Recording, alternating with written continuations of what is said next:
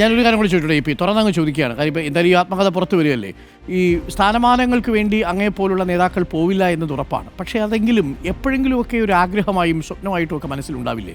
ഇപ്പം സംസ്ഥാനത്തെ സെക്രട്ടേറിയറ്റ് പദവി, അതല്ലെങ്കിൽ പോളിറ്റ് ബ്യൂറോയിലേക്കുള്ള യാത്ര, ഇതൊക്കെ ഉള്ളിൽ മനസ്സിലൊരു മോഹമായിട്ടെങ്കിലും കൊണ്ടു നടന്നിട്ടുണ്ടാവില്ലേ ഒരു കാലത്ത്? സത്യസന്ധമായി ഞാൻ പറയാം, എനിക്ക് അത്തരത്തിലുള്ള ഒരു മോഹവും ഇന്ന് വരെ ഉണ്ടായിട്ടില്ല. അതാണ് യാഥാർത്ഥ്യം.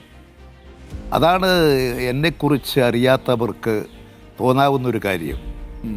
എൻ്റെ ജീവിതത്തിൽ ഇന്ന് വരെ ഒരു സ്ഥാനത്തെക്കുറിച്ച് ഞാൻ ആഗ്രഹിക്കുകയോ മോഹിക്കുകയോ അതിനുവേണ്ടി എന്തെങ്കിലും കാര്യങ്ങൾ ചെയ്യുകയോ ചെയ്യുന്ന ശീലമല്ല. ഞാൻ എൻ്റെ രാഷ്ട്രീയ പ്രവർത്തനം നടത്തുക, ആ കാലഘട്ടങ്ങളിൽ എന്താണോ പാർട്ടി തീരുമാനിക്കുന്നത് ആ ചുമതലകൾ ഏറ്റെടുക്കുക, പ്രവർത്തിക്കുക എന്നുള്ളതല്ലാതെ അതിനപ്പുറം ഇന്ന് വരെ ആഗ്രഹിച്ചിട്ടില്ല, അങ്ങനെ ചിന്തിച്ചിട്ടില്ല, ഇപ്പോഴും ചിന്തിക്കുന്നില്ല. അതാണ് എൻ്റെ ജീവിതം. ഓക്കെ, അപ്പോൾ ഇതാണ് എൻ്റെ ജീവിതം. നമുക്ക് വായിക്കാം, വായിച്ച് കഴിഞ്ഞിട്ട് നമുക്കൊരു ദിവസം ഇരിക്കാം. അങ്ങൊരിക്കൽ രാവിലെ പ്രഭാത വർഷത്തിൽ വിളിച്ചിരുന്നു, ഇതുവരെ സാധ്യമായില്ല, തിരക്കിനിടയിൽ. നമുക്കൊരു ദിവസം ഇരുന്ന് ചായ കുടിച്ച് ഈ പുസ്തകവും കുറച്ച് കാര്യങ്ങളും ഒക്കെ ചർച്ച ചെയ്യാം. Thank you P. ചേച്ചിയെ കൂടി വിവരം അറിയിച്ചോളൂ. സന്തോഷം. എപ്പോഴും നിങ്ങൾക്ക് സ്വാഗതം. നിങ്ങൾ നല്ലൊരു മാധ്യമ പ്രവർത്തകരാണ്. എനിക്കിഷ്ടമുള്ള, ഞാൻ സത്യസന്ധമായി പറയാം, മുഖസ്ഥിതി പറയുന്നതൊന്നും എനിക്കിഷ്ടമല്ല. പക്ഷേ നിങ്ങൾ നല്ലൊരു മാധ്യമ പ്രവർത്തകരാണ്.